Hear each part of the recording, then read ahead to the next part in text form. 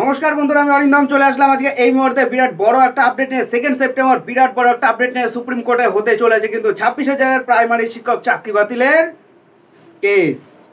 কি হতে পারে, কি কি আপডেট আছে, এটু যেটা আজকে আলোচনা করব। কেসটি কি আদৌ কি উঠবে, না সময়ের অভাবে বিচারপতি শুনবে না, কোনটা? থাকুন আমাদের সঙ্গে, ভিডিওটার সঙ্গে থাকুন এবং আজকের এই 2 সেপ্টেম্বরের মহা ধামাকা সুপ্রিম কোর্ট আপডেটটা জেনে নিন। সো চলুন ভিডিওটা এবার শুরু করি। এসএসসি 26,000 চাকরি বাতিল মামলা শুনানি নিয়ে গুরুত্বপূর্ণ আপডেট উঠে আসলো, জেনে নিন বিস্তারিত। আজকে অর্থাৎ মঙ্গলবার 26,000 চাকরি বাতিল সংক্রান্ত বহু প্রতীক্ষিত মামলা উঠতে চলেছে দেশের সর্বোচ্চ আদালত সুপ্রিম কোর্টে। প্রধান বিচারপতি VY চন্দ্রচূড়, বিচারপতি JB পাদ্রিওয়ালা এবং বিচারপতি মনোজ মিশ্রের বেঞ্চে মামলাটি উঠবে। এই মামলাটির দিকে তাকিয়ে রয়েছে গোটা রাজ্য। সুপ্রিম কোর্টে এসএসসি 2016 নিয়োগ মামলার শুনানির সম্ভাবনা তারিখ 3/9/2024।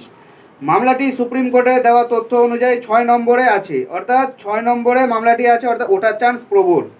যদিও গত শুনানিতে মামলাটি 2 নম্বরে থাকলেও সময়ের অভাবে ওঠেনি।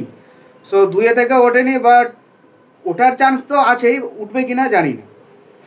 আগে স্ক্রুটিনি করে অযোগ্যদের তালিকা তৈরি করে আদালতে জমা করেছে এসএসসি। এই তালিকা অনুযায়ী 4টি ক্যাটাগরির মোট অযোগ্য চাকরি 1,461। এই 1,461 চাকরির কোনোটাই সুপারিশ করেনি এসএসসি। 1,461 জনের নাম, রোল নাম্বার সুপ্রিম কোর্টে জমা করে অযোগ্যদের তালিকা সুপ্রিম কোর্টকে গ্রহণ করার আবেদন জানিয়েছিল এসএসসি। এর পাশাপাশি ওএমআর কারচুপি বা বিকৃত করার তথ্য আছে।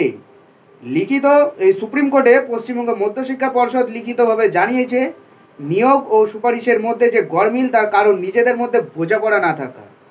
পর্ষদ জানিয়েছে সঠিক শূন্যপদের তথ্য না থাকার জন্য বিভ্রান্তি তৈরি হয়েছে। তাতেই একই ভ্যাকান্সিতে একাধিক নিয়োগের সুপারিশপত্র দেওয়া হয়েছে। তবে সুপ্রিম কোর্টে আদৌ মধ্যশিক্ষা পর্ষদের এই যুক্তি ধোপে টেকে কিনা সেদিকেই কিন্তু নজর রাখতে হবে। আজকে সেটাই কিন্তু নজর রাখার বিষয়। প্রসঙ্গত উল্লেখ্য, মঙ্গলবারে এসএসসিতে চাকরি বাতিল মামলা শুনানি রয়েছে প্রধান বিচারপতি VY চন্দ্রচূড়ের ডিভিশন বেঞ্চে। তার আগেই সুপ্রিম কোর্টে রিপোর্ট জমা দেয় পশ্চিমবঙ্গ মধ্যশিক্ষা পর্ষদ। 3 আগস্ট মধ্যশিক্ষা পর্ষদ 6 পাতা রিপোর্ট জমা দাবি করেছে মোট 25,844 জনের চাকরি দেওয়া হয়েছিল, যার মধ্যে নবম দশম 13,056, একাদশ দ্বাদশ সহকারী শিক্ষক পদে চাকরি 5,757 দেওয়া হয়েছিল। এছাড়াও গ্রুপ ডি মিলিয়ে বাকি জনের চাকরি। এখন দেখা যাক আজকে কি হয়। এটাই হলো আজকেকার আপডেট। এরকম আপডেট পাওয়ার জন্য চ্যানেলটা সাবস্ক্রাইব করে আমাদের পাশে থাকুন। দেখা হচ্ছে পরের ভিডিওতে। ভালো থাকবেন সবাই। নমস্কার, জয় হিন্দ, বন্দে মাতরম।